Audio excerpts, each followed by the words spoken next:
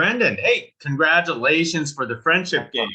Hey, thank you. Thank you. Yeah, I'm excited it's getting out there. This is great. I know it is terrific. So let's ask that obligatory question everybody always asks: what initially attracted you to a project like this? Well, I initially was the script. I thought the script was really, really cool. When I read it was, it has this sort of traditional horror setup of four friends finding this object. It starts messing with them type stuff. But there was so many interesting little details, character details, structural details of not totally being able to pin down what was the game, what was real life, those kinds of things that initially really, really drew me to it. And then, once I met Scooter, the director, and Peyton and the other actresses, Kelsey, Caitlin, it all came together, and I was like, wow, I'm stoked that I'm a part of this. Now this is another film under your belt in the horror genre. Why?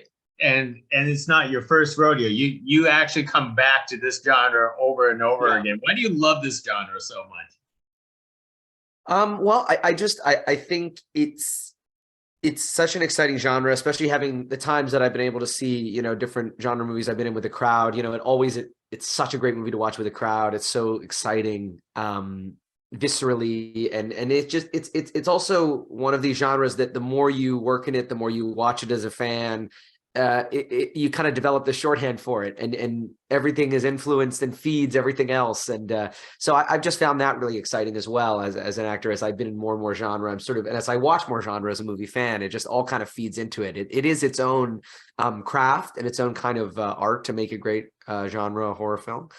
And it's been fun to kind of be a part of that so many times. So yeah, I'll always keep doing it because I think it's like a specific type of genre. It's like comedy. It's like something, the more you do it, hopefully the more experience you are in it. So you can never do it This, enough.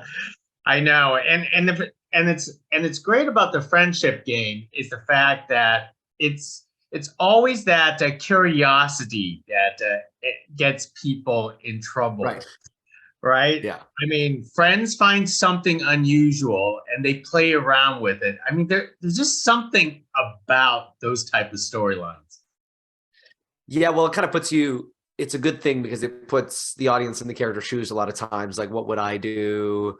Would I be this curious? Would I go all the way with this? All this different stuff. So I think it's nice because it kind of puts the audience in that mindset. Are you such a curious person yourself? If you ever come across something like this. I don't know. I think I might be a little more paranoid, so I might stay away. But I don't know. Maybe I'd be with my friends, and they would be more curious and pull me into something like that. I don't know. So when that I want to call it the friendship game, that device, when they Yeah. actually brought it on to you, how what was your initial reaction when you actually held it in your hands in its own voice? Oh, yeah, it was cool. I mean, I think it was exciting because I think it does look really cool and really interesting and kind of foreboding, and it doesn't quite look like something you've seen before totally. So yeah, I was excited when I saw it because obviously when you read the object, I think that's what it was called in the script, or something like that. It's just, you don't really know what that is, and you don't really know if that's going to look cool or if it's going to look a little weird. So I was pretty excited when I finally held it because I'm like, yeah, this does feel unique and like something I haven't really seen before, which should help. Your character, what do you love about playing Rob in this character for a film like this? I mean, it is a female centric type of movie, but you are the main guy. Yeah. I mean, it's cool. I mean, I think it's great to portray, a guy who can have a lot of female friends like that. I think that's great. I've had a lot of really important female friends for me in my life. So I always like getting to portray that kind of thing. I think is really cool. So yeah, I'm always like super comfortable in those situations, and it's fun. And I think the movie plays with that in an interesting way. Him being the only guy, which I don't want to say too much, but it's an interesting. Yeah, it was fun, and the other three girls I worked with were pretty awesome. So I was lucky to get to hang with them and be the lone dude. So how do you develop a chemistry for such a small cast of something like this? Yeah, I mean, I think that initially, if everyone is excited to be there and excited to be on the project and excited to get to know one another, there can be an initial sort of spark and fun, especially with all of us and stuff. But I would say that it really is a little bit of luck, just making sure you all truly connect. On this one, it was great. All of us still keep in touch. We're still in like a little group chat. You know, we all talk. So that's awesome, because I think that definitely fed into definitely later on in the shoot when we really knew each other. And I think there were a lot of scenes, especially the scene we're all sitting around playing the game, and some of these friend driven scenes I think actually were enhanced. Sometimes I guess as an actor or actress you can maybe fake it a little bit, but only so much. And in this one we didn't have to fake it at all, so it was great. Were you kind of glad that you didn't have to color your hair? Well, no, well, I did have a little bit of color Oh. actually, because I don't normally have that sort of blonde look. So I actually did have to color my hair a little bit. That Oh, was that's not my natural color. Yeah. right.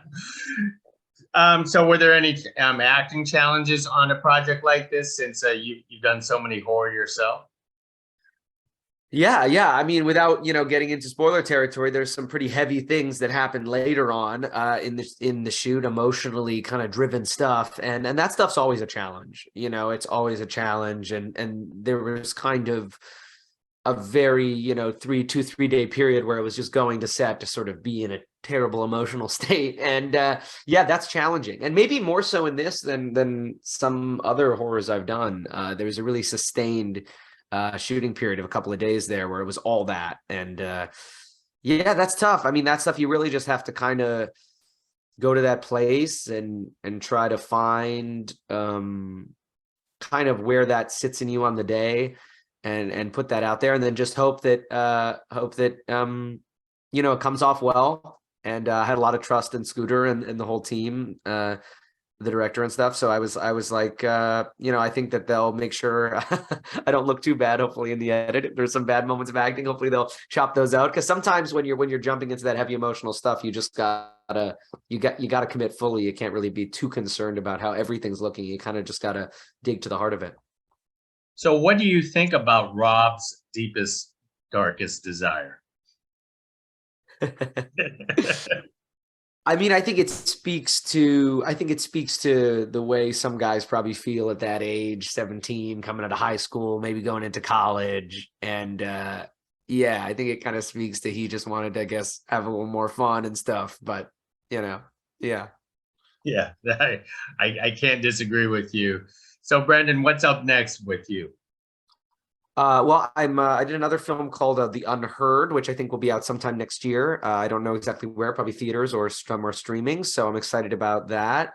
And then I wrote and directed a film called Delivery, which I actually put up on my YouTube channel, and you can find that kind of through my social media, or just looking up Delivery Brendan Meyer on YouTube, because I'd love to do more behind the camera stuff too. So I got that kind of out there, so it's easy for people to check it out. Well, let me leave with one more thought, because in the friendship game, they ask everybody their deepest desire. What is your deepest desire in life? Ooh, I think it's